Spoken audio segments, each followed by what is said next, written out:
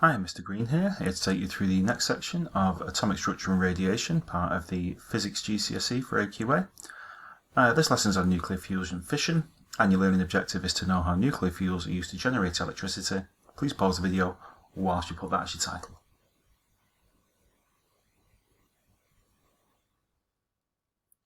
Okay, so we'll start with some retrieval questions as we always start. If you could pause the video and answer those 5 questions, restart when you'd like the answers.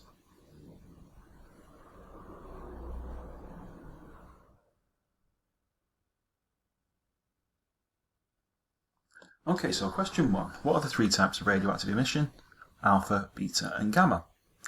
What device is used to measure count rate? A Geiger-Muller tube is used to measure the count rate. What's meant by the half-life of a sample? Time taken for the count rate of that radioactive sample to fall by half its original count. How can we affect the half-life of the sample? It's very simple, we can't. It isn't affected by anything.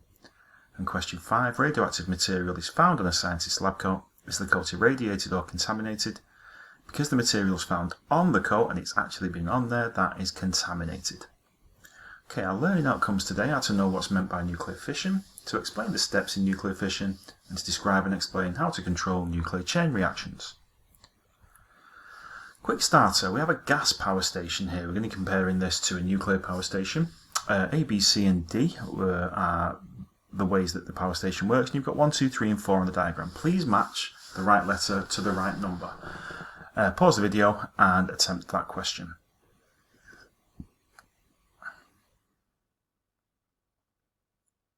Okay, so first one, A, the steam making a turbine spin, that would be number 2. The spinning turbine turns a generator which produces electricity, that's number 3. The electricity goes to the transformers to produce the correct voltage, that's 4. And the fuel is burned to boil water to make steam, that's 1. So that's generally how a power station would work. We heat water to turn it into steam, that turns a turbine, that turns a generator which produces electricity. So what is nuclear fission? Well, nuclear fission occurs when a stable isotope is struck by a neutron. The isotope absorbs this neutron, it becomes unstable, and then it splits apart, releasing huge amounts of energy. So basically we are splitting atoms by firing neutrons at them. Neutrons are fairly slow moving when they're absorbed into it, it becomes unstable and splits apart. So we have this incoming slow neutron, so it's not moving very, very fast. That then becomes absorbed by the nucleus, becoming part of the nucleus, which now becomes unstable, and it starts to oscillate. It becomes so unstable it needs to release energy to make it a stable part, so it splits. And that's what nuclear fission is. It's a huge release of energy, but did you see what else came out? We've got 3 neutrons coming out there as well. So what are the products of fission? Well, one of the fuels that we'd use for fission is uranium-235, and when that splits, that forms 2 smaller nuclei, which we call daughter nuclei. There's lots of possible daughter nuclei formed in a fission process, and one example we can see below. Uranium-235 absorbs a neutron and becomes uranium-236. Still uranium, hasn't changed its protons, it's just added a neutron. That becomes unstable and splits, forming strontium-90, xenon-144, and 2 neutrons. Strontium and xenon, if you added their protons together, it would be the same as the protons in uranium.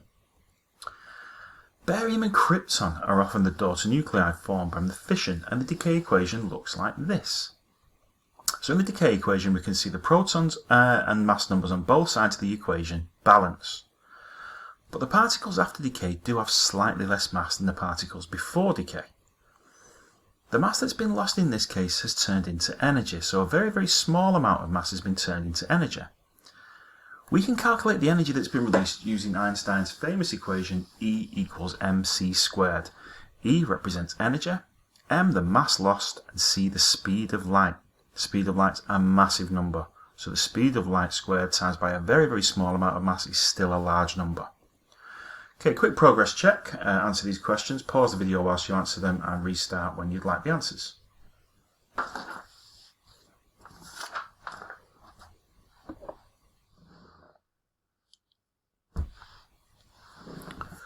Okay then, question 1. What's meant by nuclear fission?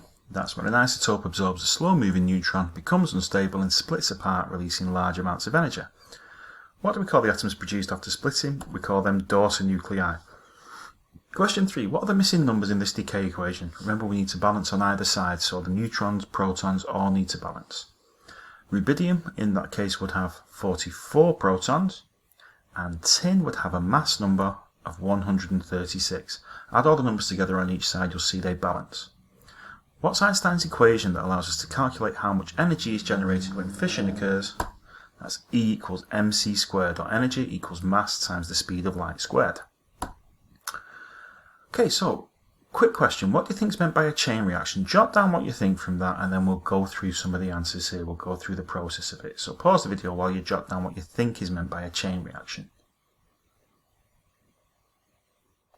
Okay, we're going to see a quick animation explaining what a chain reaction is and showing us what a chain reaction is.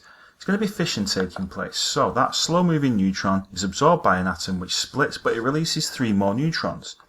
Each neutron can split another atom. That releases 3 times the amount of energy. Each atom that splits releases 3 more neutrons. That now produces 9 times the amount of energy. They've produced even more neutrons, which go on to split more atoms. It carries on until we get this huge explosion from massive amounts of energy released. Now, in order to have nuclear fuels present, we need fissionable isotopes. We can't use isotopes that aren't fissionable because otherwise it wouldn't work. Now, the most common fuel used in this case is enriched uranium. Enriched uranium's largely non-fissionable uranium isotope, which is uranium-238, but 2 to 3% of that is the fissionable isotope uranium-235. So we can use that as the fuel.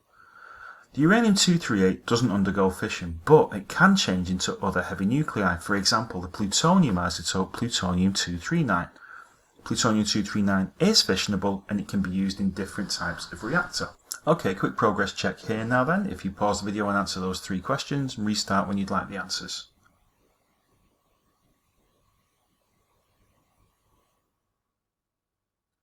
Okay then, so question 1. How many protons, electrons and neutrons in each one of those? A's got 92 protons, 92 electrons and 146 neutrons. B's got 92 protons, 92 electrons and 143 neutrons. And C's got 94 protons, 94 electrons and 145 neutrons. Question 2. Why does splitting atoms cause a chain reaction? It's because when atoms split when they absorb slow-moving neutrons. Now when they do split, they release a number of neutrons themselves, and these neutrons, slow-moving ones, go on to split even more atoms. If that splits more atoms, they will release more neutrons, those neutrons will go on to split more atoms, and so on and so on. What's the danger from an uncontrolled chain reaction? Every time an atom splits, energy is released, and at each stage of the chain reaction, more atoms split, releasing more energy. If that builds up and more atoms split, increasing every time, we'll eventually get a huge amount of energy and an explosion may occur. Okay, have a quick look round a power station. We've got Homer Simpson who works there, is going to take us through it. So at stage 1 in a nuclear power station, we enrich uranium-235 to make it radioactive and make it fissionable. At stage 2, nuclear fuel rods are placed into the reactor, and at this point they generate heat. So when we start to make them fissionable, they start to generate heat when fission occurs. How do we control these neutrons then? So for neutrons to start in a reactor, the uranium-235 has got to absorb a low-speed neutron. High-speed neutrons don't get absorbed that well. What we can see there is the core of a nuclear reactor. High-speed neutrons are released during fission. So around the side there you can see the graphite core. That graphite core slows down those released neutrons so the chain reaction can keep going. So if we slow down those neutrons, they're more likely to be absorbed by an atom and fission's more likely to occur. What if we get too many neutrons though? Well, we can insert control rods that are made of boron. Those control rods will absorb neutrons, which means that we can slow down the reaction, because fewer neutrons means fewer fission reactions taking place. Around the jacket of that, we've got water around there. When fission takes place, it releases energy. The water absorbs that energy, carries it away and turns into steam. So to control the fission reaction, we have control rods. They absorb the neutrons. Less neutrons means less fission reactions, and we have less energy produced. We also have the moderator. That's the carbon around the outside. That slows the neutrons down, which means we get a slower reaction taking place, and energy produced at a slower rate. And the coolant. which carries energy away rapidly from the core, and we use that to heat the water into steam. If we don't control it, we get incidents like the nuclear power meltdown at Chernobyl, which happened in 1986, where a huge amount of energy was released from an uncontrolled reaction. Once we've got that, heat is transferred from the reactor, which boils water to make steam. That steam then turns the turbines turn the generator, and that's what makes the electricity. That's then passed on to transformers and the national grid. Final thing, we have a cooling towers. The steam that we use to turn those turbines is condensed in those cooling towers and then put back in and reused and turned back into steam. Okay, so quick 4 questions for your progress check. Just pause the video while you answer those 4 questions.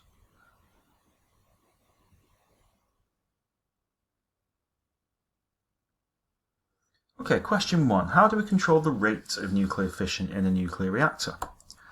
We have things called boron rods which are inserted into the reaction chamber. They absorb neutrons and stop them from splitting atoms, and that reduces the rate of fission. If we just keep producing more and more and more neutrons, more fission is going to happen, more energy is going to be released, and that's going to become uncontrollable.